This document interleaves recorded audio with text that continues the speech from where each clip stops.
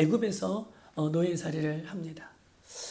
이스라엘 백성들이 애굽에서 노예살이를 할 때에, 그런데 이 이스라엘의 백성들이 애굽에서 노예살이를 할 때에 하나님의 은혜 가운데에 이 죽음의 땅, 세상을 대표하는 땅, 이 애굽에서 하나님의 은혜 가운데 그들이 잘나서 그들이 힘이 있어서 그 땅을 나온 것이 아니라 하나님의 은혜 가운데에 애굽에서 가나안 땅으로 이 출발하는 오늘 이 첫 번째 첫 발을 디디는 오늘 본문의 장면이 오늘 출애굽기 12장이에요. 애굽에서 430년 동안 노예 생활하다가 이제 해방되는, 그래서 약속의 땅 가나안 땅을 향해 첫 발을 내딛는 그런 장면이 오늘 출애굽기 12장에 있습니다.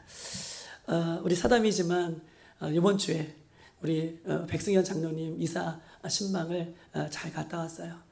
이사를 이쪽 신월동에서 살다가 이제 그쪽 이제 집이 되어서 아파트가 되어서 그쪽으로 이사 왔는데, 이 이사한 지가 거의 이제 집을 이렇게 해놓고 이사를 한 게 20년이 다 돼서 이사를 갔대요. 그리고 이사를 갔더니 진짜 하나님의 은혜 가운데 집이 너무나 좋고 좋더라고요. 아이들이 벌써 하영이와 하민이가 너무 좋아서 막 기뻐하고 즐거워하고, 우리 집사님 너희들도 또 좋은 집으로 이사했으니까 얼마나 기뻐하시는지 모르겠어요. 20년 만에 좋은 집으로 가도 이렇게 아이들이 기쁘고 온 가족이 행복하고 즐거운데, 400하고도 30년 만에 이스라엘 백성들이 어떻게 해요?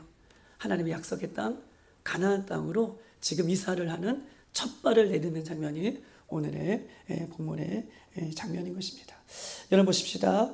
이스라엘 백성들이 떠나고자 할 때에 하나님께서 이스라엘 백성들에게 떠나라라고 명령하여 주셨을 때에 오늘 이스라엘 백성들을 보면 오늘 이렇게 써 있습니다. 37절에 보면 명령이 떨어진 거예요. 명령이 떨어지자 이스라엘 자손이 라암셋을 떠나 숫곳에 이르렀는데 유아 외에 보행하는 모든 장정이 60만 가량이 되었고, 그 다음에 수많은 사람들이 나와 있는데 양과 소와 또 많은 기르던 모든 것과 자기들이 가지고 있는 모든 것들을 함께 가지고 어떻게 해요? 출발이라고 하는 명령을 떨어지자 그날 라암셋을 떠났더라. 그리고 숫곳에 이르렀더라 라고 하는 이야기가 있어요. 이런 보세요. 출발, 가자, 지금이야 라고 하는 하나님의 명령이 떨어지자 이들이요 장정만 60만 명이에요. 그리고 어린아이, 걸을 수 있는 모든 사람들이 걸어서 짐승도 자기의 소유한 모든 것들도 지금 다 가지고 지금 출발을 하는 이 장면이 오늘 본문의 37절, 38절에 있는 장면인 것입니다. 그런데 보세요. 라암셋을 떠났다라고 얘기해요. 라암셋을 떠나서 숫곳에 이뤘다. 여러분 라암셋이 어떤 곳입니까? 라암셋. 우리 한번 출애굽기 1장 한번 찾아보십시다. 라암셋이 어떤 곳이냐면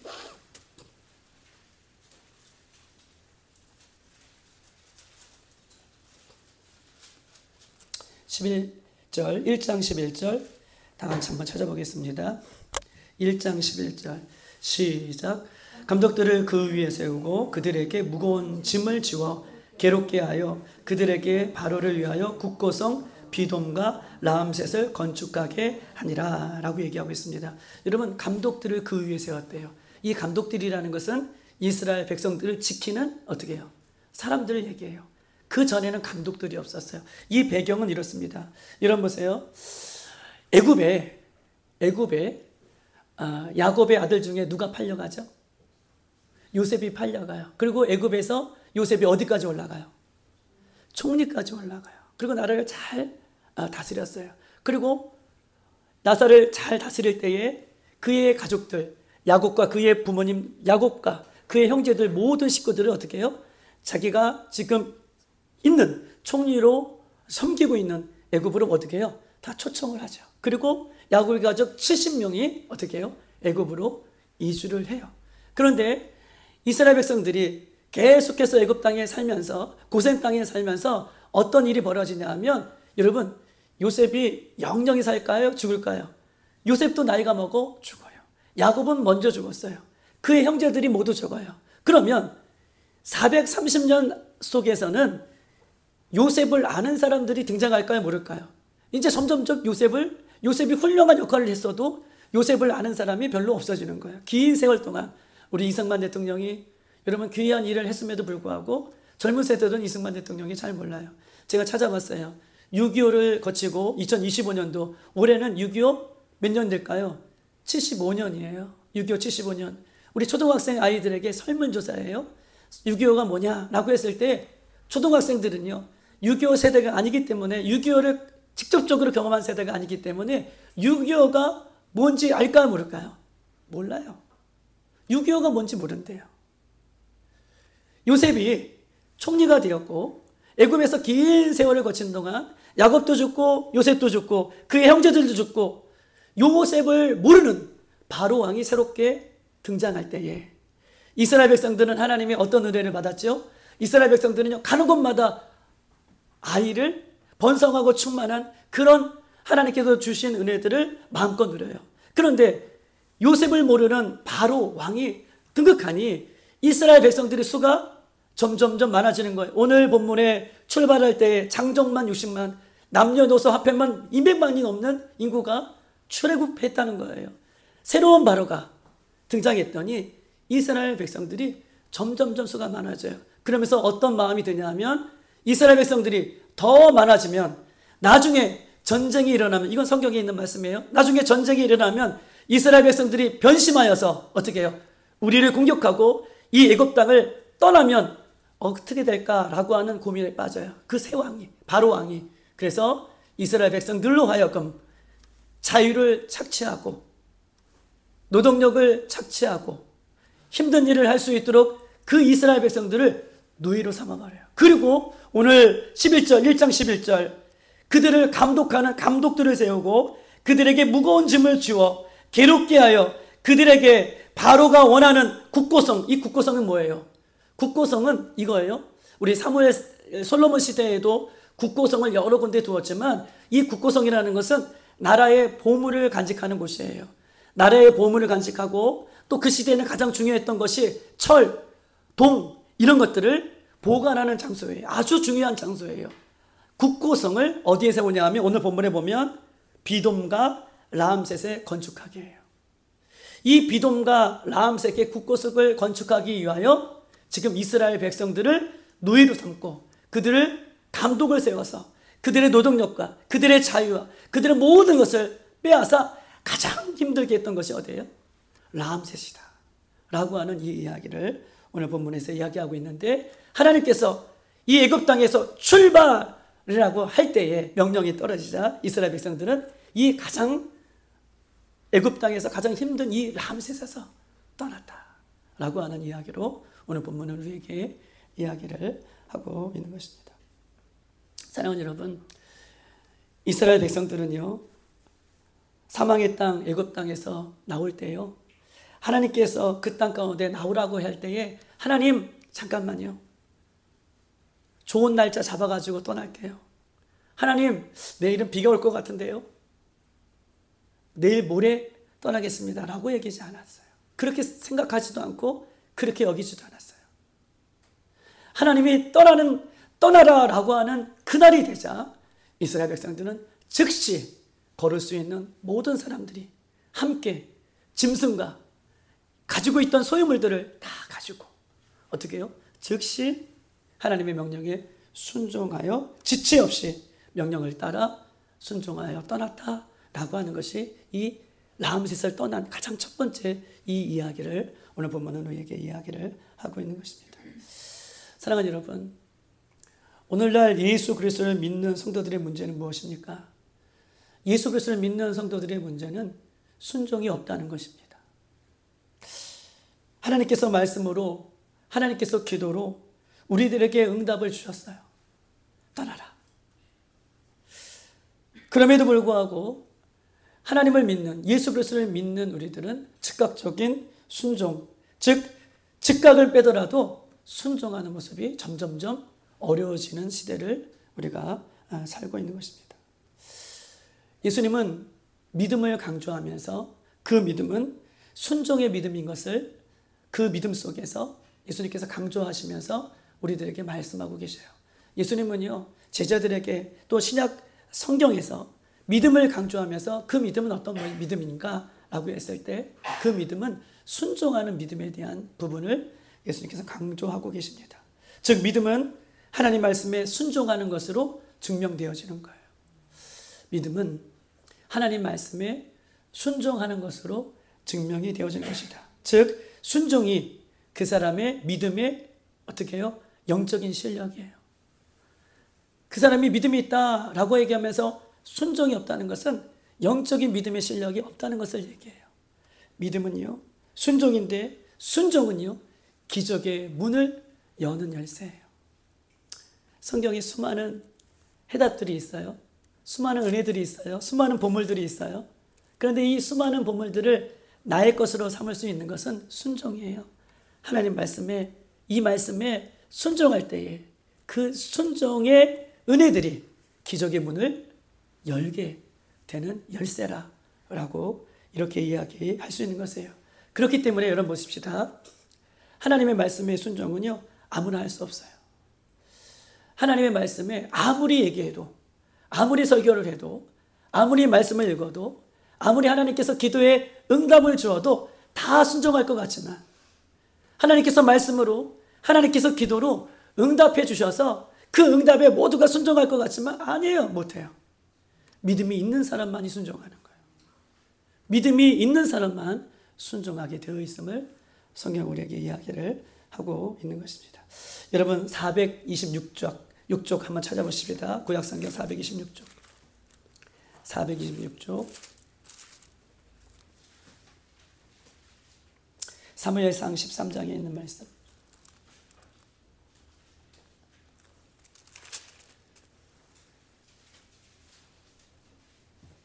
이스라엘 백성들이 이 블레셋과의 전쟁의 이야기가 오늘 본문에 쓰여 있습니다.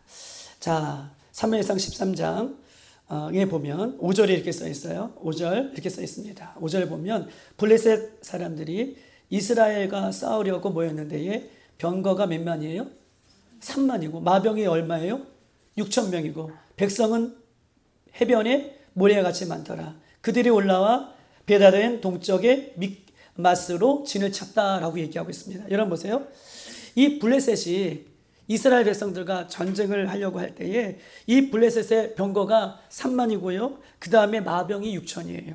그 다음에 보병이에요. 백성들이라고 표현하고 있지만 이것은 싸움을 하려고 하는 보병들이요. 얼마나 많냐 하면 셀 수 없이 정도로 많대요. 모래와 같다. 해변의 모래와 같이 보병들이 셀 수 없이 많다. 엄청난 숫자를 블레셋 군들이 지금 데리고 이스라엘과 전쟁을 치르려고 하고 있는 것입니다. 여러분 이스라엘 백성들이 사기가 어땠을까요? 이 백성들을 보자. 6절 다 같이 한번 읽어볼까요? 시작. 이스라엘 사람들이 위급함을 보고 절박하여 굴과 숯불과 바위 틈과 은밀한 곳과 웅덩이에 숨었다라고 얘기하고 있습니다. 얼마나 절박한지 마병과 병거와 수많은 보병들을 보자마자 두려워서 이들이 위급하여서 굴과 숲과 웅덩이야 숨을 수 있는 모든 것을 어떻게 해요?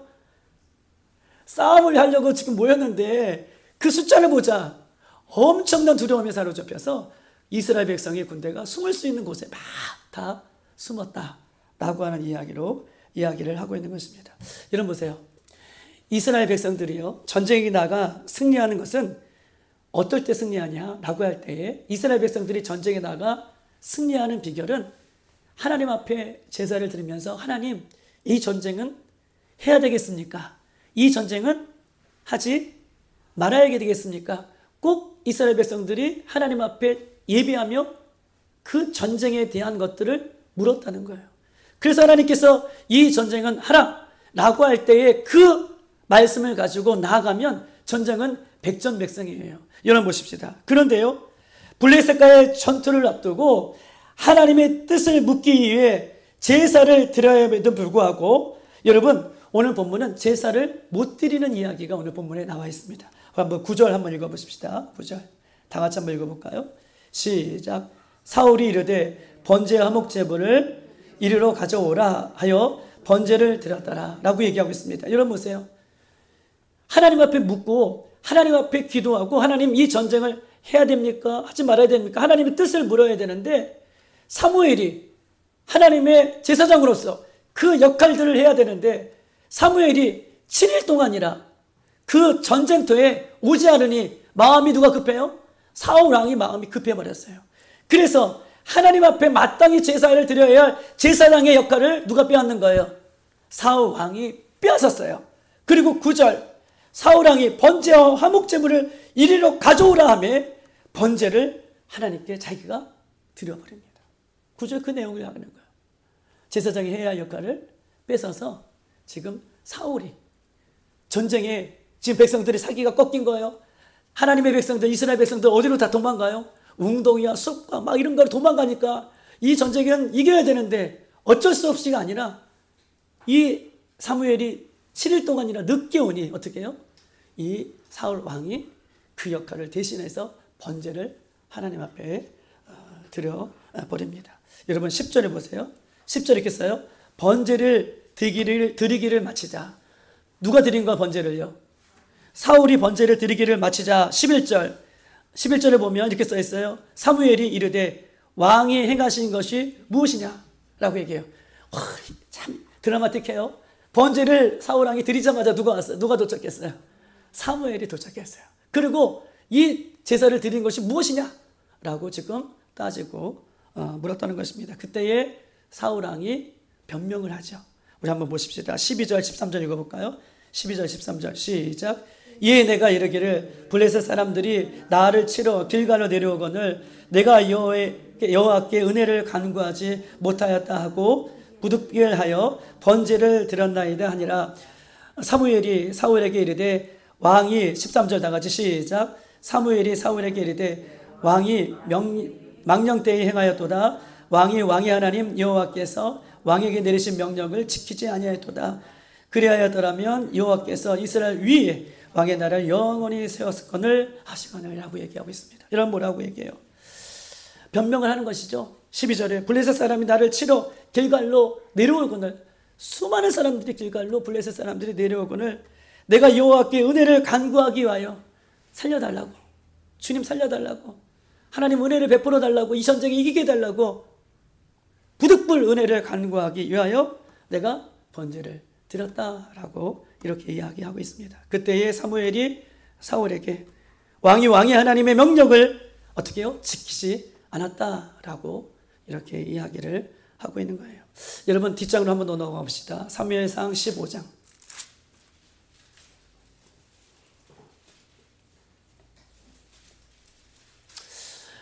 블레셋과의 전쟁이 끝나고 또 뒤에 보면 15장에는 아말렉과의 전투가 이루어집니다. 이 아말렉과의 전투에서 이 아말렉과의 싸움은 왜 싸움이 시작되냐면 하나님의 백성이 보세요. 애굽에서 나올 때에 이 아말렉 사람들이 이스라엘 백성들을 어떻게 해요? 못 살게 했어요. 힘들게 했어요. 애굽에서 나올 때에 이 아말렉이라는 이 에서의 후손 아말렉이요, 이스라엘 백성들을 힘들게 했습니다. 그때에 하나님께서 이스라엘 백성들을 힘들게 하는 이 아말렉에게 뭐라고 얘기하시냐면 남녀 모두 어린아이까지 신생아까지 모든 짐승까지 다 쳐서 뭐라고 얘기해요? 그렇죠, 권사님 맞아요. 이 아말렉과의 전투에서는 모두 다 죽이래요. 이따 보겠지만 갓난아이, 젖먹는 아이까지도 죽이라고 얘기해요. 짐승까지 다 모두 죽이라고 하나님께서는 이 말씀을 해주시는 것이 오늘 사무엘상 15장 1절에서 15절까지 있는 내용이에요. 4절 한번 읽어보십시다. 4절 다 같이 한번 읽어볼까요? 시작. 사울이 백성을 소집하고 그들을 들라임에서 세워보니 보병이 20만 명이요 유다 사람이 10,000명이라 라고 얘기하고 있습니다.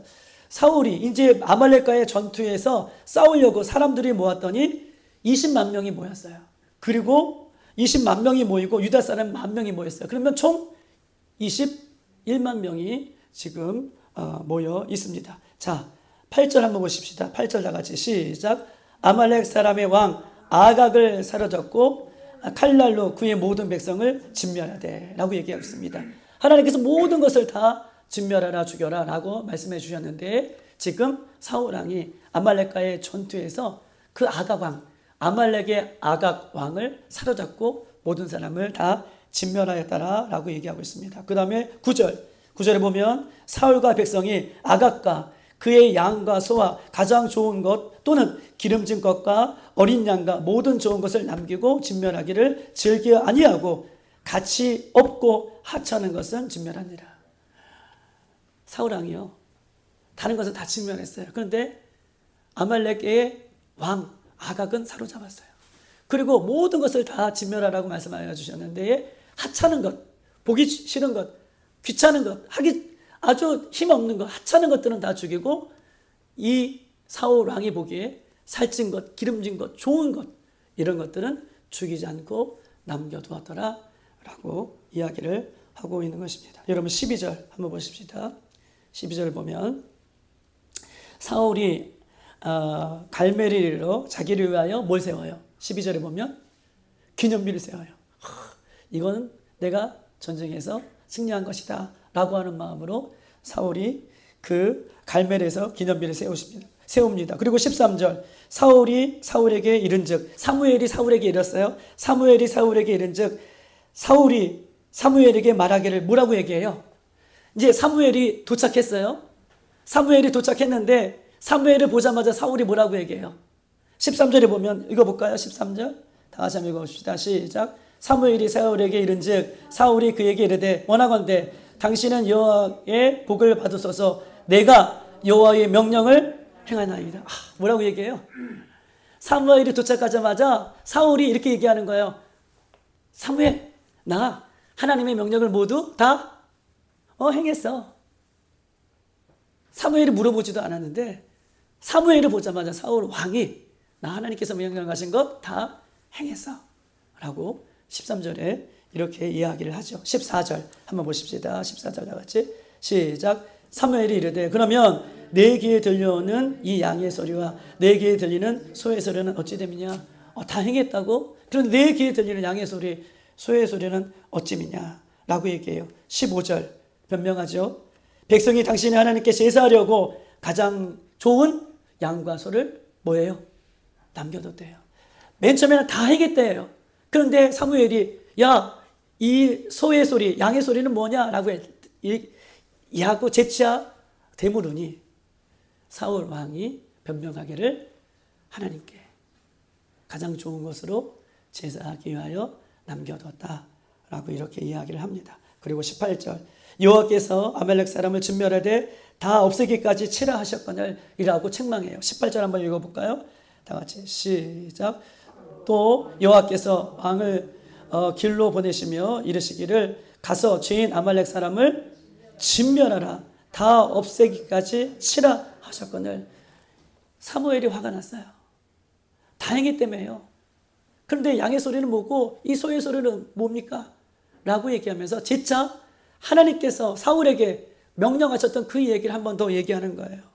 왕이요, 하나님께서 왕에게 이 전쟁에 나갈 때에 모든 사람을 다, 모든 것을 다 진멸하라 하지 않았습니까? 라고 이야기합니다. 그때 20절 다 같이 한번 볼까? 20절 시작. 사울이 사무엘에게 이르되 나는 실로 여호와의 목소리를 청종하여 여호와께서 보내신 길로 가서 아말렉 왕 아각을 끌어왔고 아말렉의 사람을 진멸하였다. 뭐라고 얘기해요? 하나님께서 모든 것을 다 진멸하라고 말씀하셨는데 자기 했다는 거예요. 본인이 했다는 거예요. 그런데 다른 사람은 다 진멸했는데 아말렉의 왕 아각은 끌고 왔다라고 이렇게 이야기를 하고 있는 것입니다. 자, 21절 가장 좋은 것은 당신 하나님께 또 양과 소로 취하였다. 예수님께 하나님께 제사 드리기 위해서 이 남은 것들도 취한 것이다 라고 이야기합니다. 그때에 사무엘이 사울에게 이렇게 얘기하죠. 우리가 잘 아는 말씀이에요. 우리 22절에 있는 말씀 보십시다. 22절 다 같이 시작. 사무엘이 이르되 여호와께서 번제와 다른 제사를 그의 목소리를 청종하는 것을 좋아하신 것 같이 좋아하시게나이까 순종이 제사보다 낫고 듣는 것이 순양의 기름보다 나으니라 라고 얘기해요. 여러분 보세요. 사무엘이 사울 왕의 이 이야기를 들을 때에 이렇게 얘기합니다. 순종이 어떤 제사보다 낫다.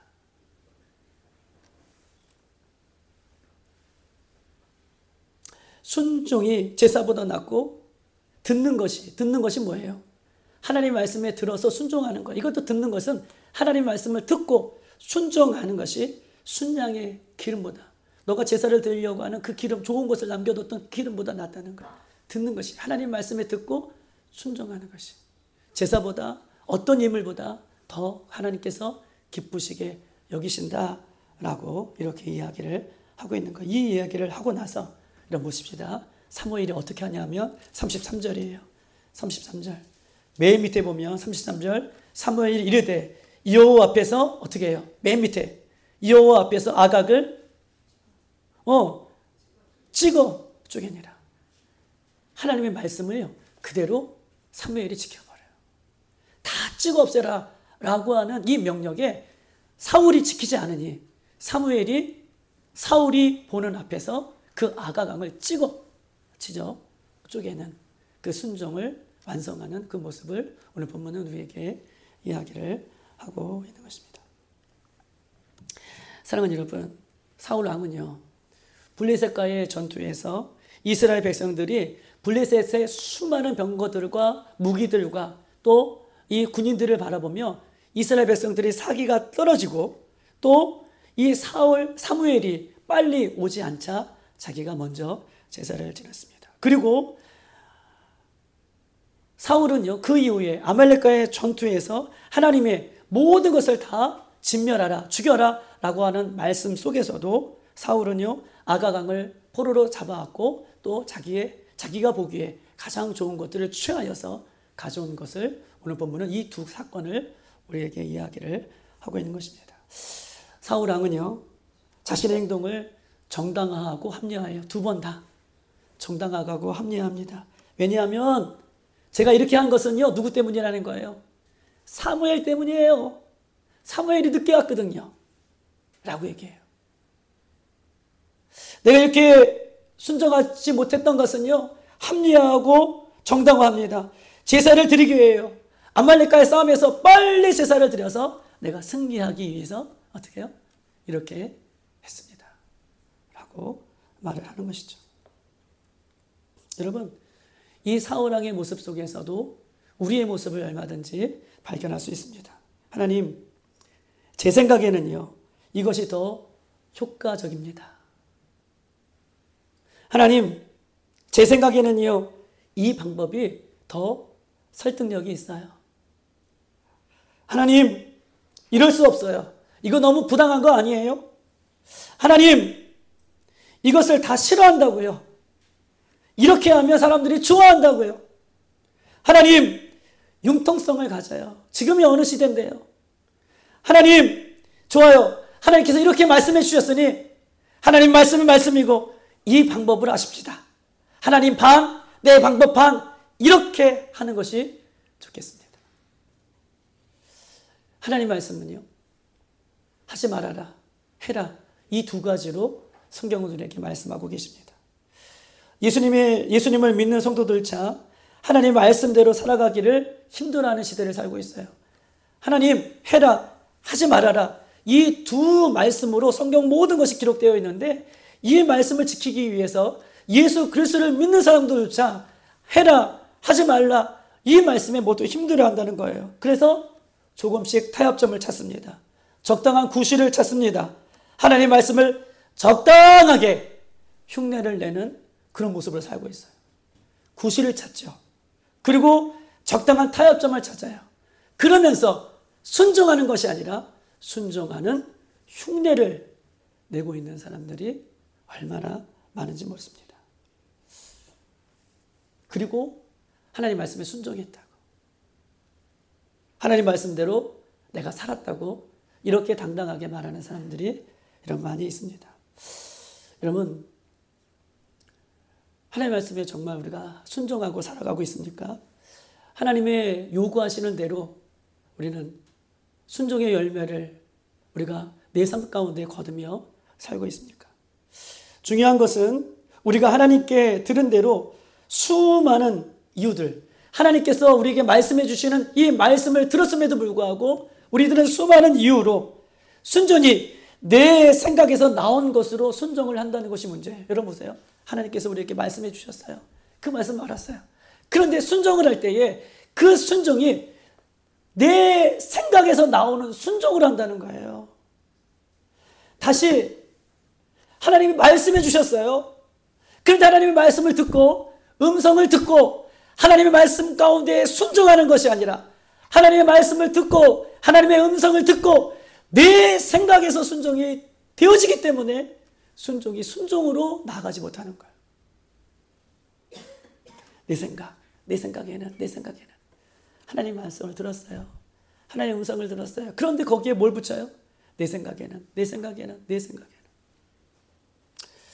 요즘 시대에 뉴스를 보면 가장 문제가 되는 것이 요즘 시대의 가짜 뉴스라고 얘기해요. 얼마나 가짜 뉴스들이 많은지 대통령이 탄핵되는 것을 보면서 얼마나 마음이 아프고 얼마나 진짜 기도가 필요한지 여러분 이 나라 민족을 위해서 기도 많이 해주십시오. 여러분 가짜 뉴스들이 참으로 이 나라의 모든 것들을 근간을 흔드는 그런 원인으로 우리가 볼 수도 있습니다. 그런데 보세요. 만물을 창조하시고 만물의 주인 되신 하나님의 계획과 뜻을 여러분 죄와 더불어 살아가는 내 생각에 맞춘다는 거예요. 하나님께서 만물을 창조하시고 만물을 창조하신 하나님의 뜻이 이 말씀 안에 하나님께서 우리에게 직접 말씀으로 들려주심에도 불구하고 그 말씀을 온전한 말씀으로 내가 듣는 것이 아니라 그 말씀에 뭘 첨가해요? 내 생각을 첨가해서 편집하는 거예요. 적당하게 타협점을 찾는 거예요.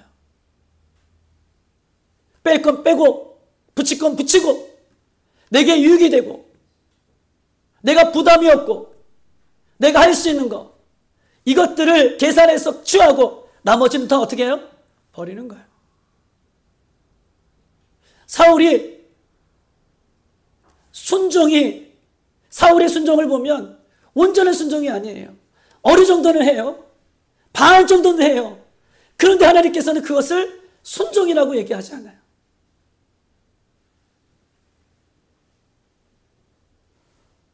하나님의 말씀에 순종하는 것도 하나님의 말씀에 순종하는 모든 것도 철저하게 내 생각의 기준으로 순종을 삼는다는 거예요. 내게 유익이 되고 내게 이익이 되고 나를 높이고 내가 힘들지 않고 내가 볼 때 상식적이고 내 자존심이 상하지 않는 선안에서 하나님의 말씀을 순종하는 것입니다. 그리고 그것을 선택해요. 사랑하는 여러분, 내 생각으로 하나님 말씀을 선택하는 것이 아니라 반대예요. 하나님 말씀 속에 내 생각을 집어넣으셔야 돼요. 이게 순종이에요. 하나님 말씀을 내 생각으로 순종을 선택하는 것이 아니라 다시 한번 하나님의 말씀을 하나님의 뜻을 내 생각으로 선택하는 것이 아니라 하나님 말씀에 내 생각이 들어가야 돼요. 그것이 바뀌면 안 돼요. 그런데 오늘날은 사울도 오늘날 많은 성도들이 많은 사람들이 저에게도 마찬가지예요. 우리가 순종하지 못하는 것은 하나님의 뜻을 하나님의 말씀을 내 생각으로 받아요. 그리고 내 생각으로 결정을 해요. 여러분 온전한 순종은요 하나님 말씀으로 내 생각이 들어가야 돼요. 내 경험이 들어가야 돼요. 내 경험에 내 생각이 하나님을 맞추면 순종을 못해요. 내가 편한 것을 선택하게 돼 있어요. 그런데 하나님은요 오늘 사울의 이야기를 통해서 온전한 순종, 온전한 믿음은요 그 하나님 말씀에 내 생각도 내 경험도 모두 집어넣어서 순종하기를 원하는 순종을 오늘 본문으로 우리에게 이야기를 하고 있는 것입니다. 하나님 말씀 안으로 내가 온전히 들어가야 되는데 우리는 내 생각에 하나님의 말씀을 끌어들이는 거예요. 그래서 순종이 반으로 나눠진다는 것을 오늘 본문은 우리에게 이야기를 하고 있는 것입니다.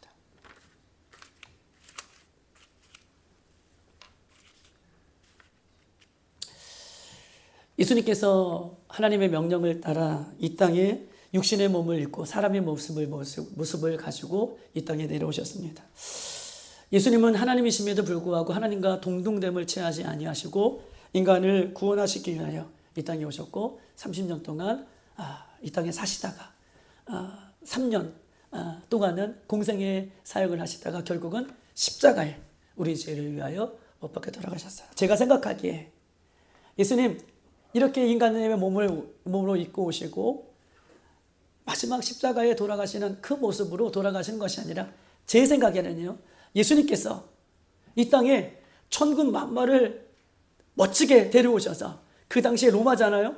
로마에 있는 모든 왕들을 폐하시고 이스라엘 백성들을 독립시키시고 이 세상의 왕으로 이 세상의 멋진 그런 장군의 모습으로 예수님께서 오셨다면요 더 많은 사람들이 구원 받을 수 있을 것인데 라고 하는 내 생각이 들어가지만, 예수님은요, 하나님이심에도 불구하고 철저하게 하나님의 뜻에 맞추어서 그 십자가에 자신의 몸을 온전히 내어주시고 우리를 구원하시는 영원한 희생제물로 이 땅에 오셨습니다.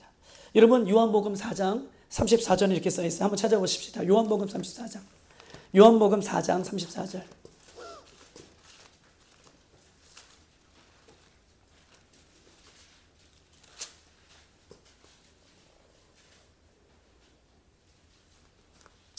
(34절이에요) 148쪽에 있습니다. 34절 시작. 예수께서 이르시되 나의 양식은 나를 보내신 이의 뜻을 행하며 그의 일을 온전히 이루는 것이라. 여러분, 뭐라고 해요? 예수님은 하나님이시잖아요. 나의 양식은 뭐라요? 이 표현이 뭘까요? 나의 양식은 우리가 아침, 점심, 저녁 매일 양식을 먹죠. 내가 매일 밥을 먹는 것처럼, 양식을 먹는 것처럼, 나는 양식을 먹는 것처럼 누구의 뜻을 순종하기 위하여 이 땅에 왔다? 하나님의 뜻을. 예수님 하나님이시잖아요. 근데 그 하나님이신 예수님도 매일 밥을 먹는 것처럼, 양식을 삼는 것처럼 하나님의 뜻에 순종하는 것이 내 양식이다. 그 하나님이, 그 예수님이 그 모습을 우리에게 여러분 보여주신 것입니다. 예수님은 하나님이셔도 예수님의 생각을 하나님의 뜻에 어떻게 해요? 예수님의 생각을, 하나님의 뜻을 순종하기 위해서 예수님의 뜻을 관철하지 않았어요. 오직 하나님의 뜻에 예수님의 생각을 어떻게 해요? 순종으로 집어 넣으신 분이 예수님이라는 거예요. 예수님은요, 이 땅에 하나님이시며도 자기의 생각을, 자신의 생각을 하나님 말씀에 어떻게 해요? 끼워 넣으셨어요. 자기의 생각대로 행하지 않으신 분이 누구예요? 예수님이에요. 예수님은 하나님이시지만 매일 양식을 먹듯 하나님의 말씀에 순종하는 모습을 우리들에게 보여주셨습니다. 예수님을 믿는 성도들이 오늘날 얼마나 개선적이고 이기적인가. 내 생각, 내 중심에 시작되는 이 선택적 순종. 하나님의 말씀을 들었어도 내 생각, 그 다음에 내 경험, 내 중심에서 이 순종, 하나님의 말씀을 선택적으로 순종하는 모습을 다 모두가 가지고 있습니다. 여러분 보세요. 이 선택적인 순종을 한 이 사울 왕이 어떻게 됐을까요? 우리가 잘 알고 있듯이 사무엘상 15장 이렇게 써 있습니다. 다시 한번 넘어가 볼까요? 사무엘상 15장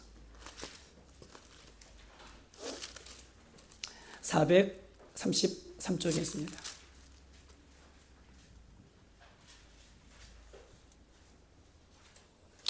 (15장) 22절.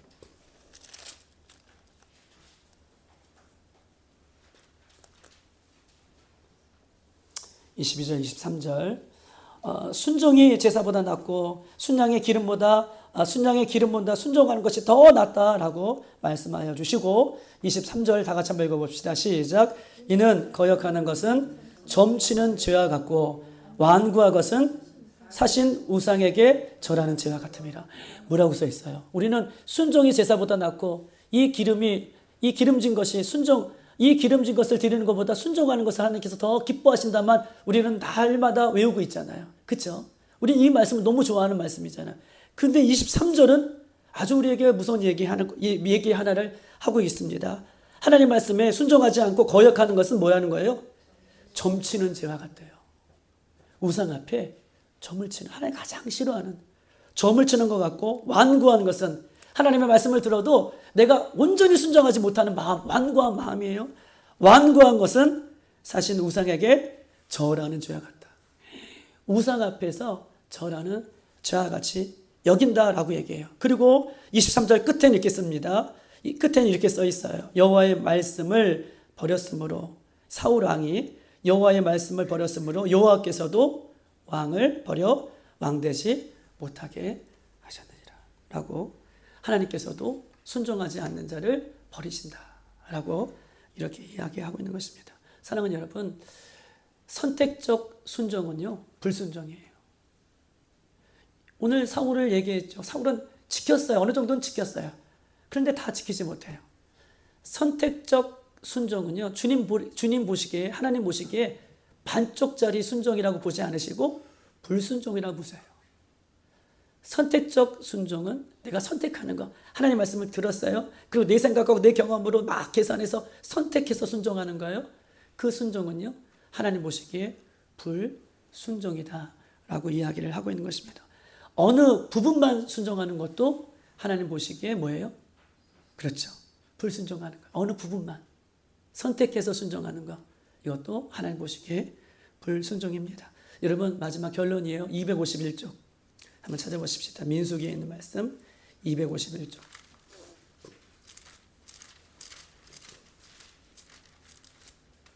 11절.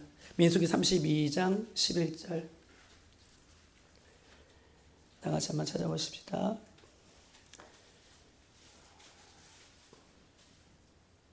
다 같이 시작.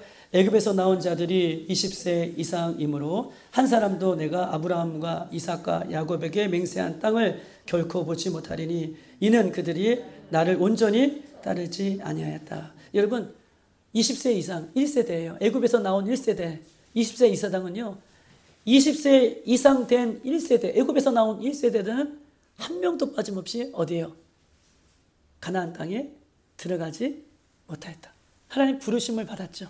애굽에서 나옴을 받았어요. 그런데 약속의 땅은 들어가지 못했어요. 그럼 왜 못 들어가느냐의 이야기를 11절. 그들이 나를 온전히 아멘 따르지 않았다. 그들이 나의 말씀을 온전히 순종하지 않았다. 그들이 나를 온전히 따르지 않았기 때문에 애굽에서 나오는 영광을 받았어도 가나안 땅에는 들어가지 못하는 그런 모습으로 하나님께서 우리에게 말씀하고 있는 것입니다. 사랑하는 성도 여러분, 우리가요 힘들고 어려울 때는요 우리 마음에 유혹이 생각나요. 우리가요 상황이 힘들고 내 삶이 힘들고 내 여건이 어려우면요 우리 안에 뭐가 생기냐면 유혹 하나가 생기는데, 하나님의 말씀을 들어도 내가 상황이 어려우니 내가 상황이 힘드니 선택적으로 하나님 말씀을 순종해요. 왜냐하면 빨리 이 상황을 피하고 싶기 때문에. 부담되는 거죠. 내 상황이 힘들고 내 여건이 힘들면 하나님 말씀을 들어도 계산되는 거예요. 내가 이 상황을 빨리 피하기 위하여 부분적으로 우리가 순종하고 따라갑니다. 그것도 하나님 보시기에는, 우리가 보기에는 잘한 것 같지만 하나님은 그것은 불순종의 모습으로 바라본다는 것입니다. 사랑하는 여러분, 우리가 이런 상황 속에서 하나님의 명령을 얼마나 지키는지, 내가 어려운 상황 속에서도 하나님의 명령을 얼마나 지키는지 안 지키는지, 하나님께서는 우리를 이렇게 평가하려고 하는 것이 아니라 하나님께서는요 내가 어려운 중에서도 하나님의 말씀에 순종하는지 안 순종하는지 그 마음을 보세요. 너 문봉근 목사, 야, 이 어려운데 그래 순종해서 어떤 결과를 가져와봐, 이런 분이 아니세요. 내 상황이 주어지고 내 여건이 주어지고 내 어려운 상황이 주어지지만 하나님의 말씀을 듣고 내가 순종하려고 하는 마음이 있는지 없는지 하나님은 그 마음 중심을 보시기를 원하는 거예요. 우리 하나님은 내가 어렵고 힘든 상황 가운데 핍박 쓰러질 걸 이미 아세요. 이미 어려운 길을 막 가라고 뛰미는 무시 아니에요. 그런데 이런 하나님의 말씀이 응답으로 우리에게 주어졌을 때에 네 마음 중심이 뭐냐는 거예요. 그거 알고 싶은 거예요. 그거 하나님께서 듣고 싶은 거예요. 그 마음을 원하시는 거예요. 그 생각을 원하시는 거예요. 그 다음은 문제예요. 우리 하나님이 원하시는 것은요 반쪽짜리 생각이 아니라, 반쪽짜리 마음이 아니라, 하나님 말씀이 딱 들어오면, 하나님의 음성이 딱 들어오면 내가 어떻게 이것을 할 수 있어가 아니라 내가 하겠습니다. 내가 순종하겠습니다.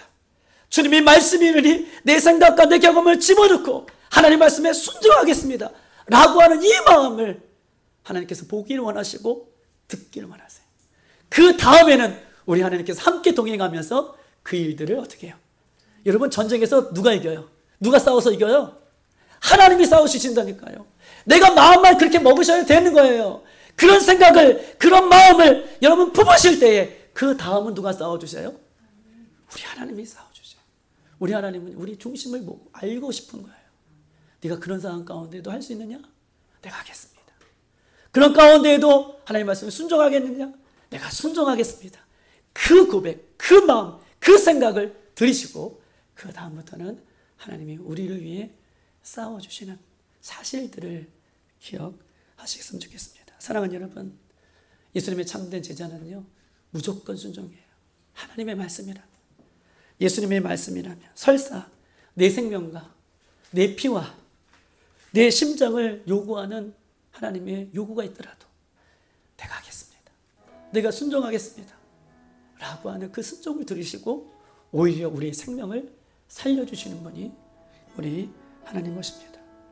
나의 자존심과 나의 명예와 나의 물질과 나의 관계와 이런 것과 상관없이 오늘 예수님께서 우리에게 명령하신다면 우리 그 말씀을 온전히 순종하여서 우리가 예수님의 참된 제자로 승리하는 우리들이 되기를 주님의 이름으로 축복합니다.